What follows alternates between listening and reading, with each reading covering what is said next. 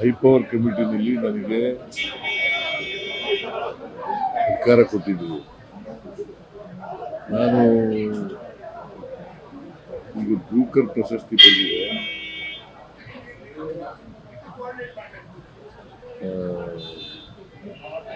ಇವರಿಗೆ ಈ ಸಾರಿ ದಸರಾ ಉದ್ಘಾಟನೆಗೆ ಅವಕಾಶ ಕೊಡಬೇಕು. ಹಿಂದೆನೂ ಕೂಡ ಒಂದ್ಸಾರಿ ಮುಸ್ಲಿಂ ಜನಾಂಗದವರಿಗೆ ಕೊಟ್ಟಿದ್ದು.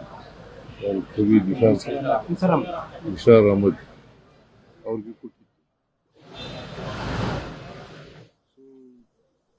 ಚಾಮುಂಡಿ ದಸರಾ ಮಹೋತ್ಸವ ಇದೆಯಲ್ಲ, ಇದು ಒಂದು ಸಾಂಸ್ಕೃತಿಕ ಆಗಿ ಮಾಡ್ತಕ್ಕಂಥ ಹಬ್ಬ. ಇದು ಒಂದು ನಾಡ ಹಬ್ಬ. ನಾಡ ಹಬ್ಬದಲ್ಲಿ ಇಂಥವರೇ ಉದ್ಘಾಟನೆ ಮಾಡಬೇಕು ಅಂತ ಏನಿಲ್ಲ, ಇಂಥ ಧರ್ಮದವರೇ ಉದ್ಘಾಟನೆ ಮಾಡಬೇಕು ಅಂತ ಏನಿಲ್ಲ. ನಾಡ ಹಬ್ಬ ಅಂತಂದರೆ ಎಲ್ರಿಗೂ ಹಬ್ಬ. ಹಿಂದೂಗಳಿಗೆ, ಕ್ರಿಶ್ಚಿಯನ್ರಿಗೆ, ಮುಸಲ್ಮಾನರಿಗೆ, ಬೌದ್ಧರಿಗೆ, ಜೈನರಿಗೆ ಮತ್ತು ಇವರೆಲ್ಲರಿಗೂ ಕೂಡ ಹಬ್ಬ ಇದೆ.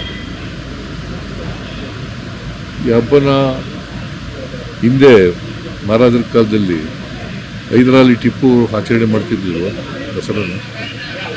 ಹೈದರಾಲಿ ಟಿಪ್ಪು ಮಹಾರಾಜರ ಆಳ್ವಿಕೆ ಇಲ್ಲದೆ ಇರುವಾಗ ಹೈದರಾಲಿ ಟಿಪ್ಪು ಮಾಡ್ತಾರೆ. ಆಮೇಲೆ ಮಿರ್ಜಾ ಇಸ್ಮಾಯಿಲು ಜವಾನರಾಗಿರ್ಲಿಲ್ವ, ಅವರು ದಸರಾ ನಾವು ವಿಜೃಂಭಣೆಯಿಂದ ಮಾಡ್ತಾ ಇರ್ಲಿಲ್ವ? ಅದರಿಂದ ಇದು ಒಂದು ಧರ್ಮಾತೀತವಾದಂಥ, ಜಾತ್ಯತೀತವಾದಂಥ ಹಬ್ಬ ಇದು. ಈ ಹಬ್ಬಕ್ಕೆ ನಾನು ಬ್ರೂಕರ್ ಪ್ರಶಸ್ತಿ ಪ್ರೈಜ್ ವಿನ್ನರು ಅವ್ರನ್ನ ಈ ಸಾರಿ ಮಾಡಬೇಕು ಅಂತೇಳಿ. ಯಾಕಂದರೆ ಬ್ರೂಕರ್ ಪ್ರಶಸ್ತಿ ವಿಜೇತರು ಭಾಳ ಕಡಿಮೆ ಕರ್ನಾಟಕದಲ್ಲಿ. ಇವರು ಎರಡನೇವರು ಇರಬೇಕು. ಸೊ ಇವ್ರಿಗೆ ಬಾನು ಮುಷ್ತಾಕ್ ಅವರಿಗೆ ಈ ಸಾರಿ ದಸರಾ ಉದ್ಘಾಟನೆ ಅವಕಾಶವನ್ನು ಸರ್ಕಾರ ಕಲ್ಪಿಸ್ಬೇಕು. ಯಾರು ಧರ್ಮಾಂಧರಿದ್ದಾರೆ ಅವ್ರು ಮಾತ್ರ ಕೆಲವರು ಮಾತಾಡ್ತಾರೆ. ಸೊ ಅವ್ರಿಗೆ ಇತಿಹಾಸ ಗೊತ್ತಿಲ್ಲ ಅಂತ ಅನಿಸುತ್ತೆ.